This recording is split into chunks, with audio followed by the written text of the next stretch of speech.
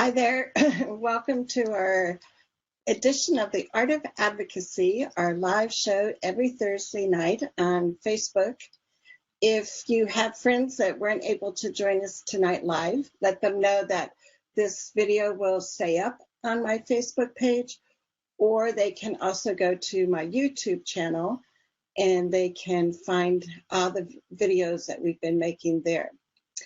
So if this is your first time being here with us, I wanted to introduce myself. I'm Charmaine Thaner. I'm a parent advocate, retired teacher, author of a #1 best-selling book, The Art of Advocacy, A Parent's Guide to a Collaborative IEP Process. So tonight I was hoping we would have Dr. Julie Costin from Syracuse University. However, being the busy professor that she is and consultant, she wasn't able to join us tonight. So we're rescheduling her for later in the month. But tonight we're going to still be talking about the topic about paraprofessionals and how you can make sure that they're more helpful than harmful when working with your child, and what are some mistakes that I found that often happen in schools that we want to make sure that you as a parent and that the teachers avoid. So I love when this can be more interactive. It helps if you can jump into the comment box there on Facebook and make any kind of comments or ask questions. If you like what you're hearing, you can give us a thumbs up, click on that. Or if you love what you're hearing, go ahead and give us some love by clicking that heart. So I'm going to see if we have anybody on here right now, because I want to make sure we welcome people as they join us. And I see we've got a couple of people, and we've got one comment already. Right, so let me see. So Yael is watching with us. So welcome, Yael. We'll go ahead and jump into I think this is actually our 23rd episode of the Art of Advocacy. So that's pretty exciting. Tonight, as I said, the topic is mistakes to avoid when we're working with when paraprofessionals are supporting our children at school. One of the things that I have noticed when parents talk to me about how do I get that one-on-one full-time para for my child is they get so stuck in that that's going to be the #1 solution that's going to make things better for their child at school. And you know what? I think I forgot to share my screen. So let me share the screen, and I've got some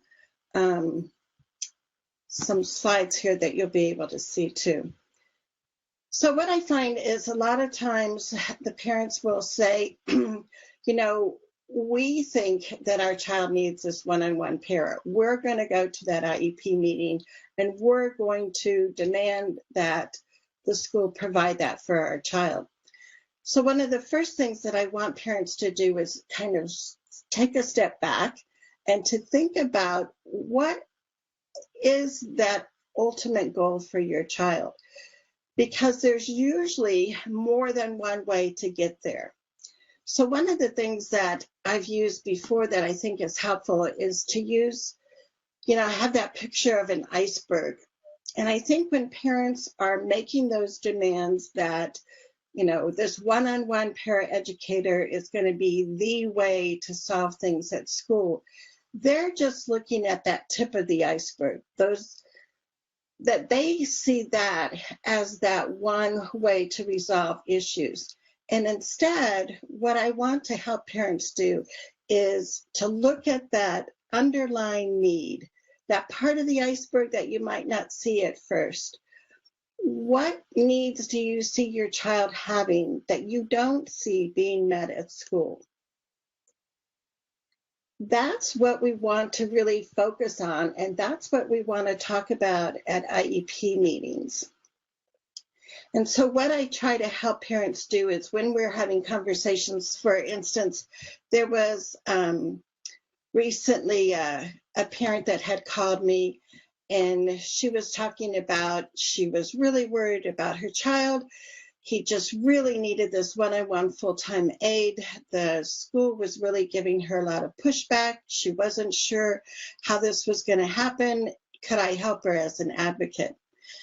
Well, as we continued the conversation, what we found out is she was really worried about her child's safety.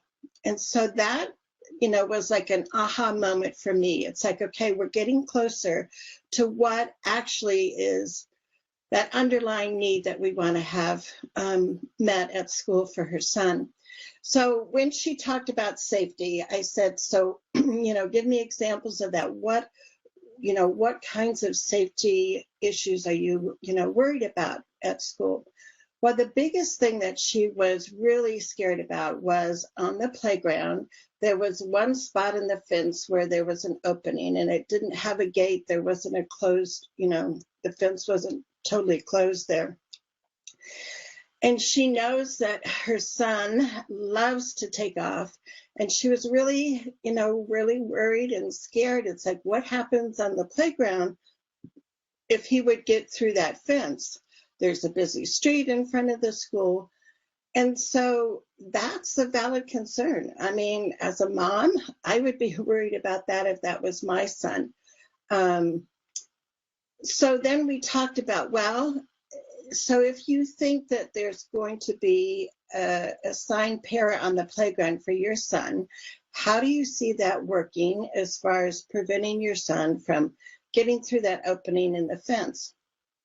And so she said, well, I would hope that the para would be there. They could, that person could, get him and make sure that he doesn't, get out of the playground area.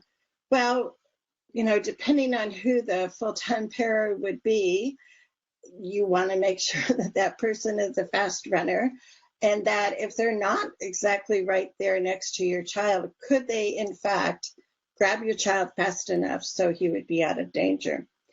So we said, let's think about this. What else could solve this problem? Let's keep the para, the request for a paraeducator on the table, but let's also brainstorm some other solutions that you could take to the school. So you're not just coming in with, this is my one and only thing that I'll accept.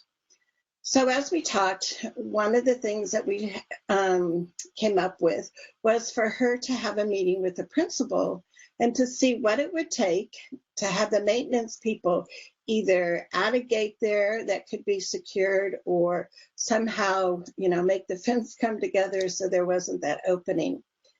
And the principal, at first was kind of wondering how that would happen.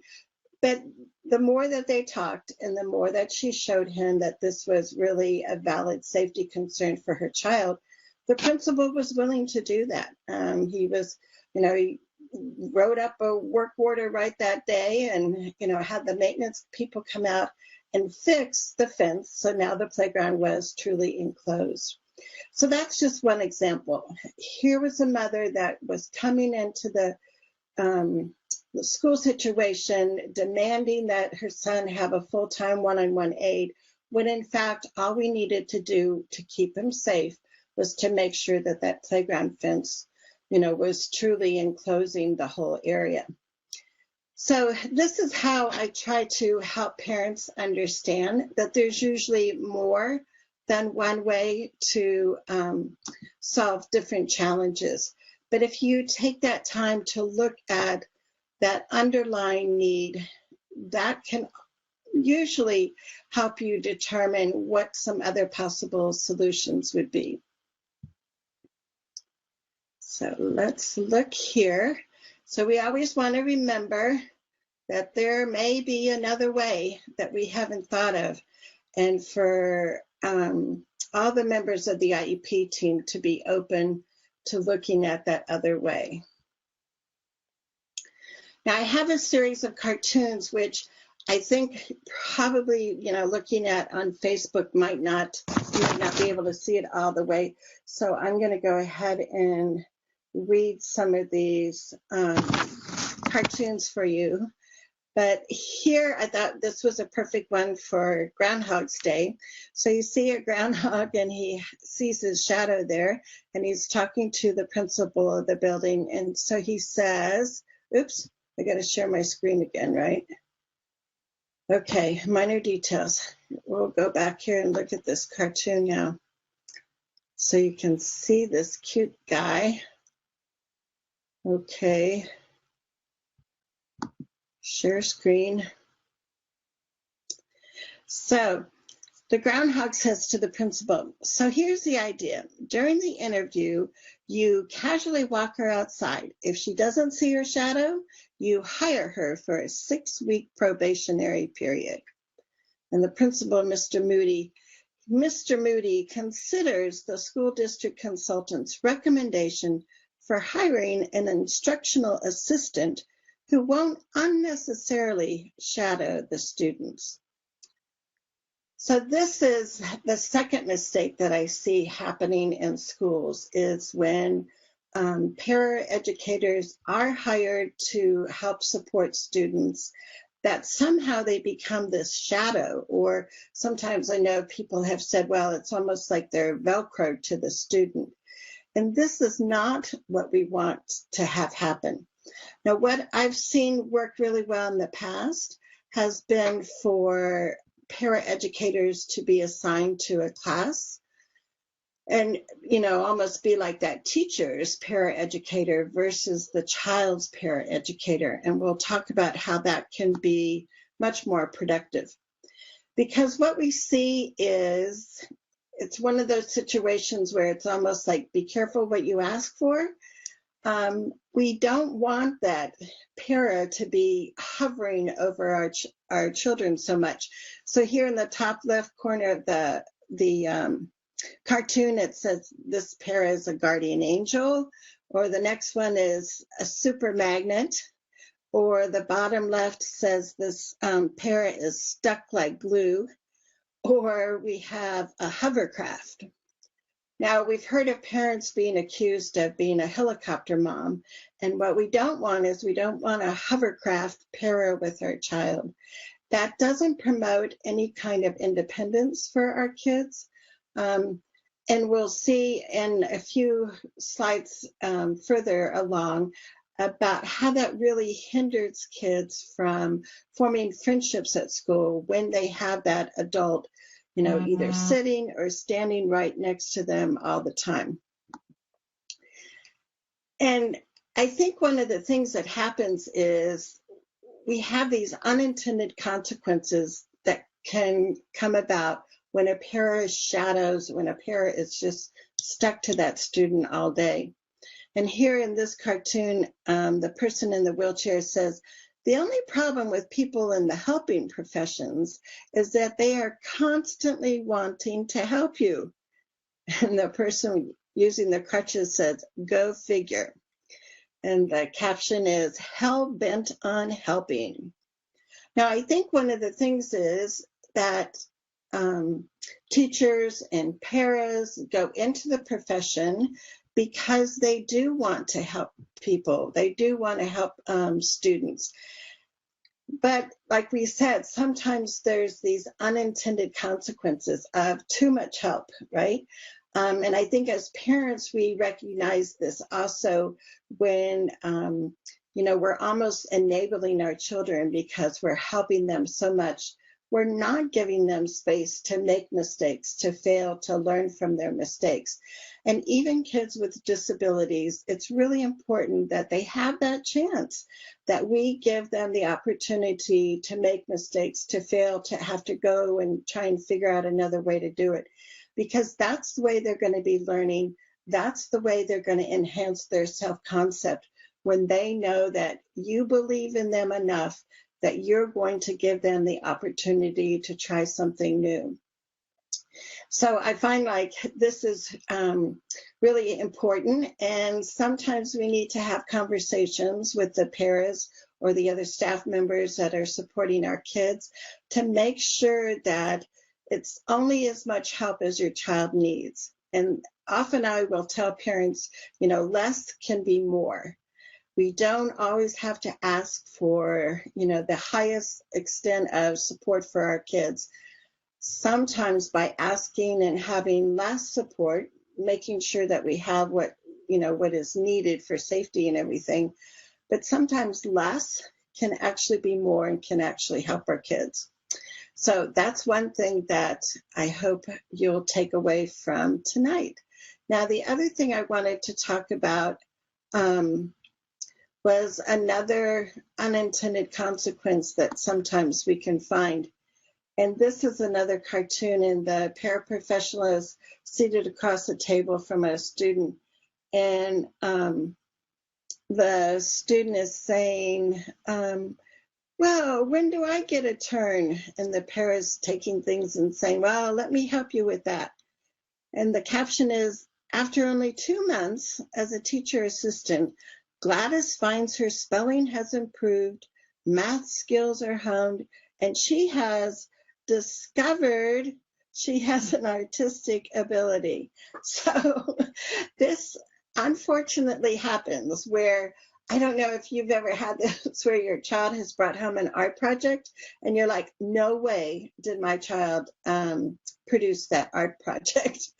And unfortunately, this would be the type of a personality that we wouldn't want, doing too much for our child. It doesn't help our kids' self-esteem when they feel like there's nothing that they can do and that they always have to be asking other people for help, or that the other person isn't giving them a chance to try. So Kathy just joined us. So Kathy, I'm glad you're here because I told Kathy we would be talking about paraeducators tonight. So Kathy, if you feel comfortable, I want you to type in comments or questions that you have, because I know one of the things that you're looking at is how can you make sure there's going to be enough support at school so your daughter is safe. I think as our children get older and go into like middle school and high school, we even get more concerned about their safety, making sure that, they're going to be in the right place at the right time, that other students aren't going to be teasing or bullying them.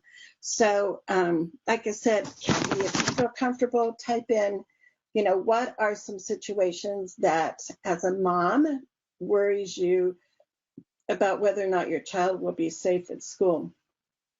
So Yael wrote on here, she said, I once watched the child sleeping and the para continued to point to the words she was supposed to be reading. So it's like, I don't know. It's like, what can we do in the interview process to make sure that people understand, exactly how they're working with the student and how that's going to be helpful, and just to kind of have some common sense about that, right?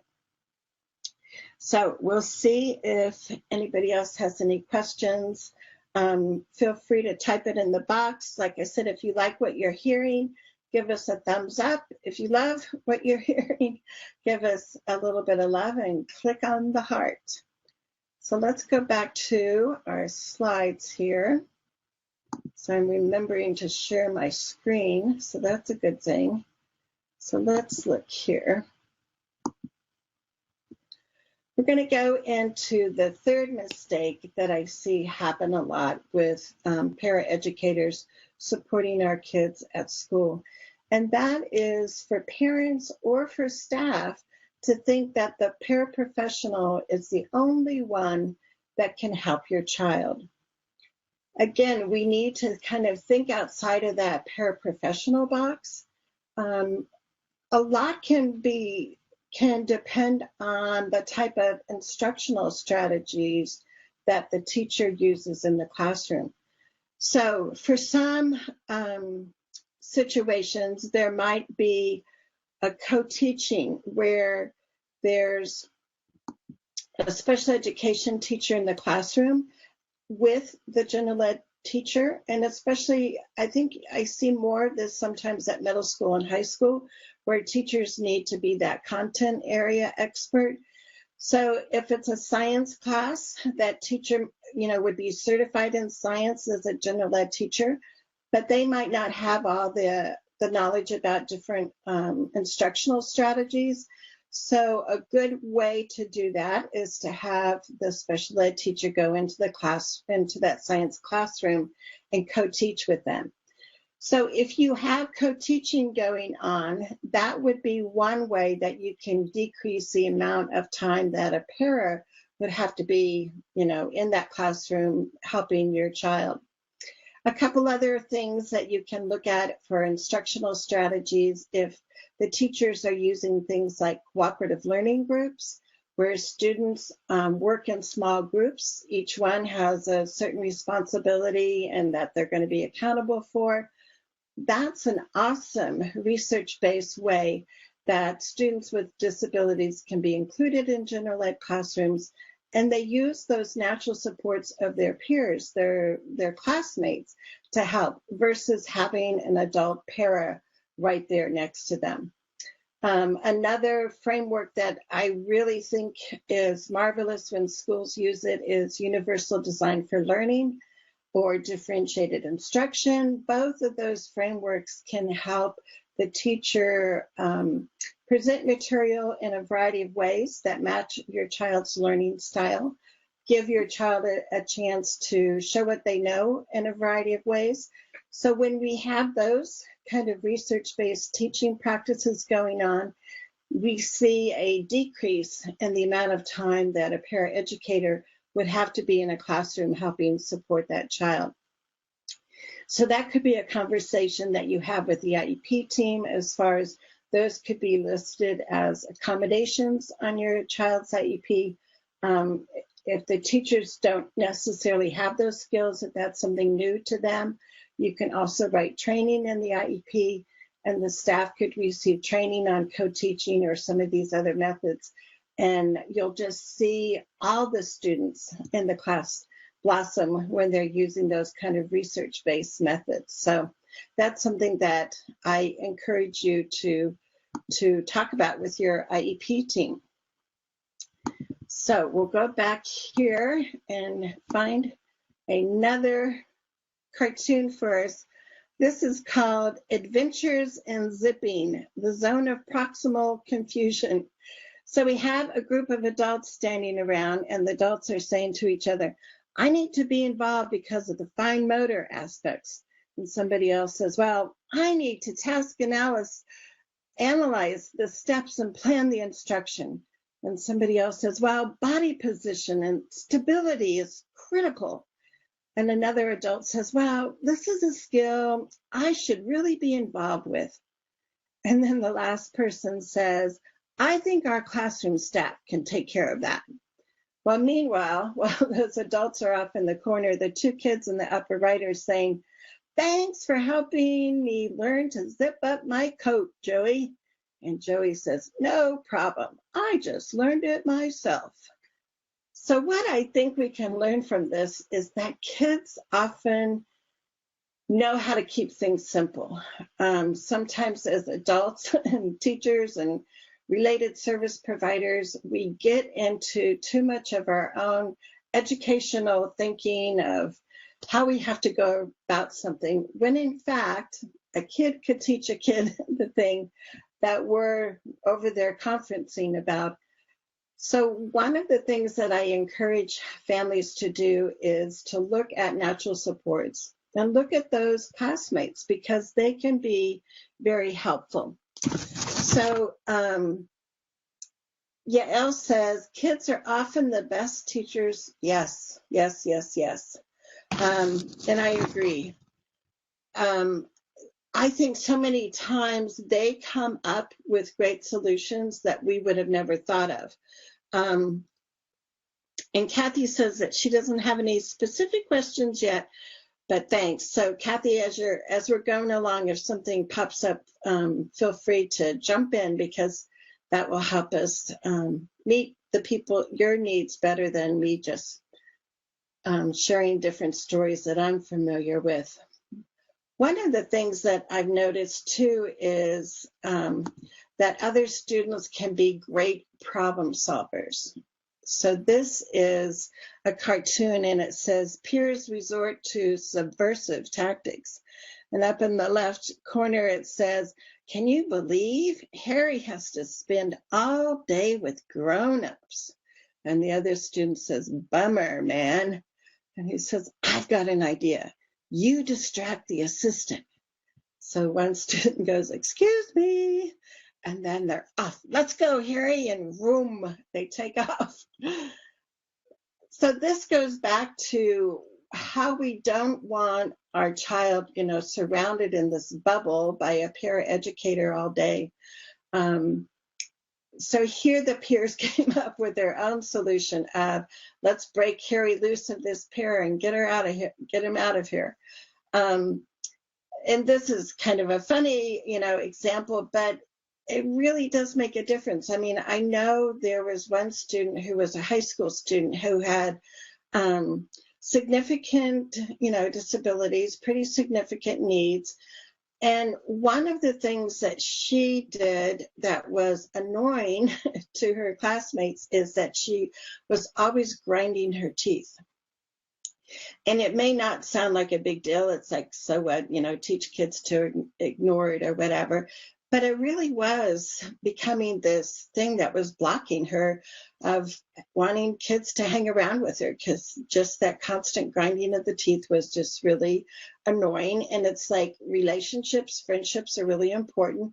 So instead of the teachers having a meeting and deciding what they could write in the IEP about this, what they did is they had a class meeting in one of the high school classes, and they got ideas from the students themselves. And guess what idea they came up with that really worked well?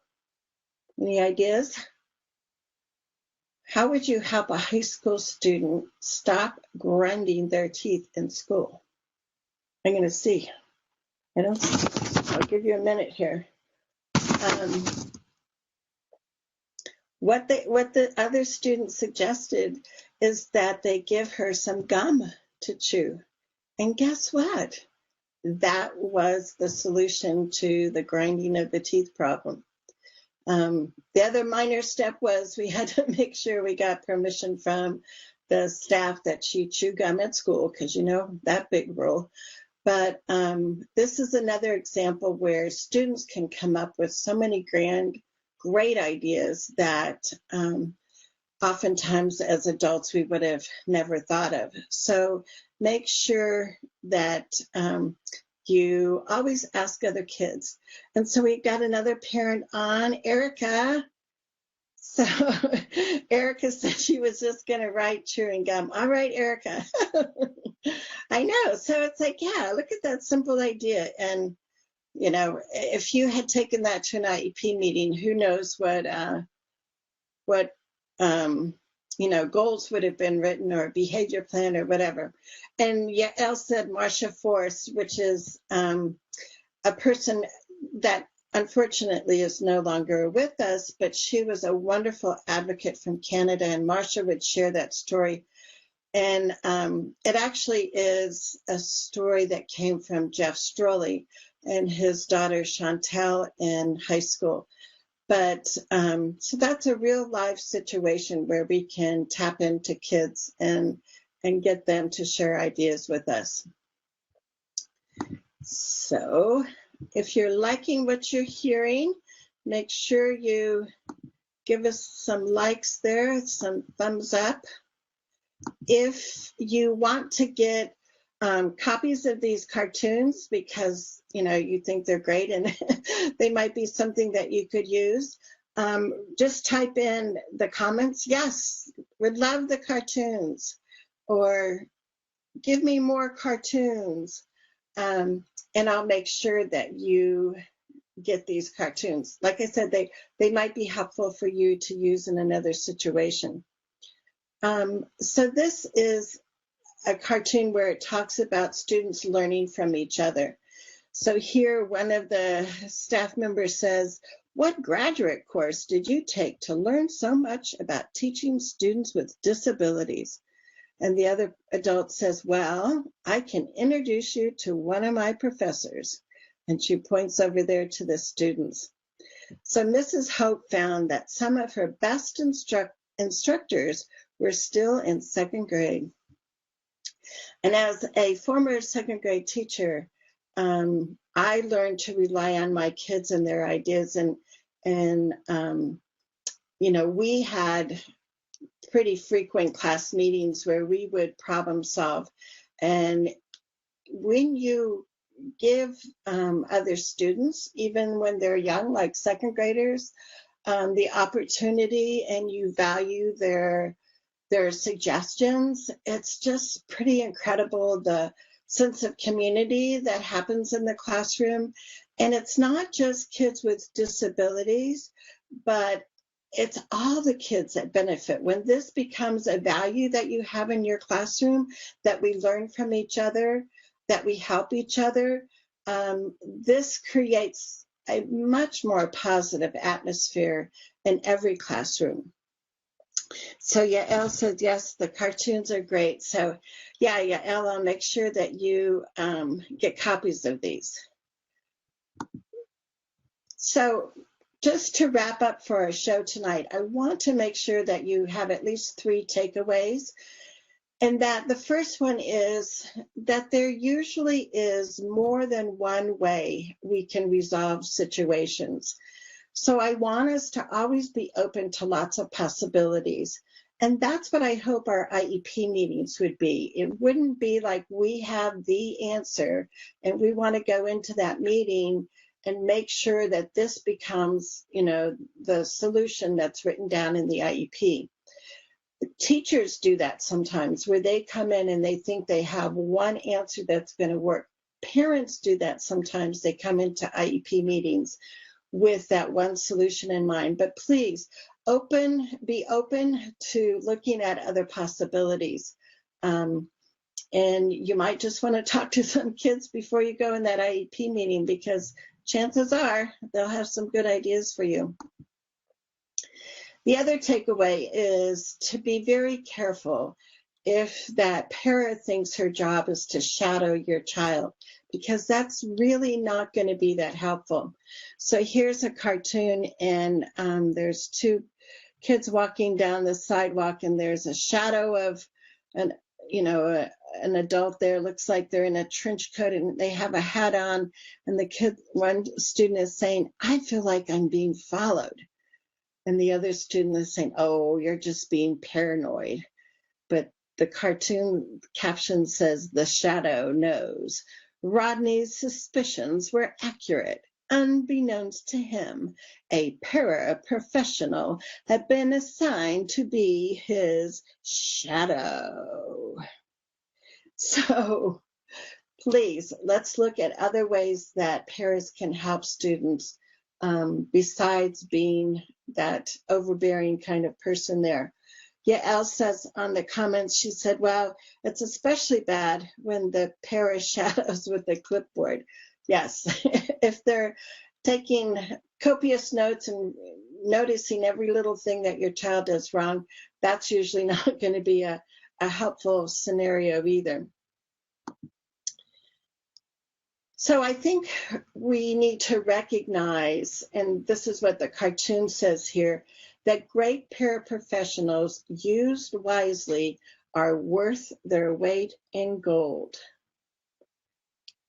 So our jobs as parents, our jobs as teachers and other support people is to make sure that those supports and help that they give our child is unobtrusive.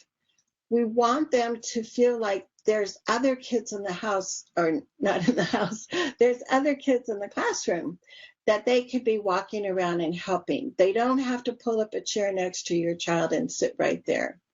And that was the thing, there was a mom that I work with, and well, I've worked with in the past, and I've got to find what he said. But she had posted this thing on Facebook today, and it was just perfect. So I asked her, I said, oh, can I share that on the Facebook live show tonight. So she had said that her son was had told her this morning that he was going on a field trip, and so this is what he said, and this is what the mom put on Facebook today. She said, Jesse has his field trip today, and he told me he's glad I'm not going because he has plans to hang out with a couple buddies, and I would just be in the way and not get their jokes. And so his mom said, so not feeling like a cool mom, yet ecstatic that he said this. And that's what we want for our kids. And it makes a difference because those friendships are hard to form if there's always an adult surrounding our kids on at every moment in every situation in the school building.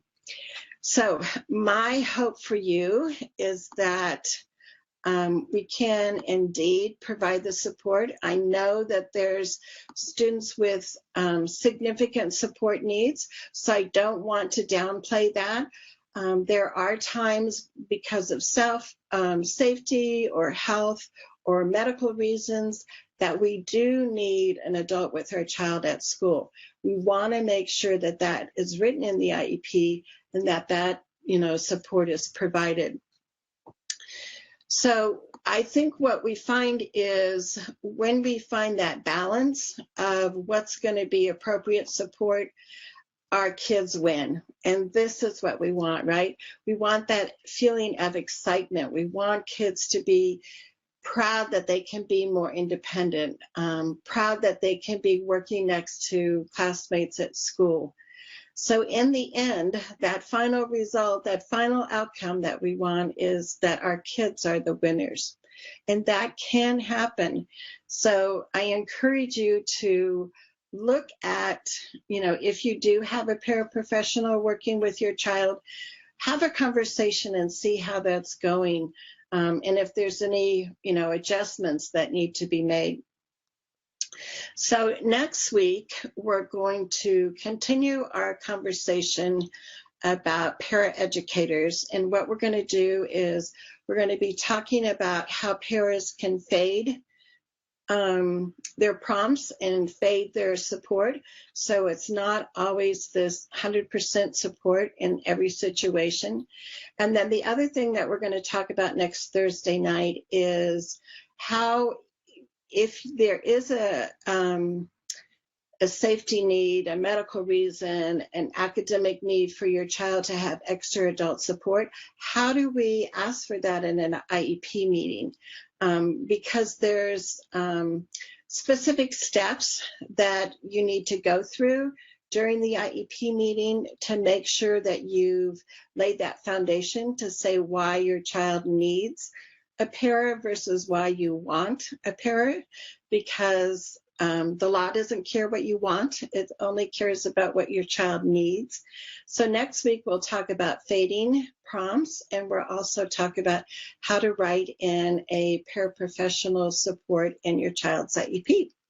So until then, make sure that you've liked our Vision and Voices Together page on Facebook.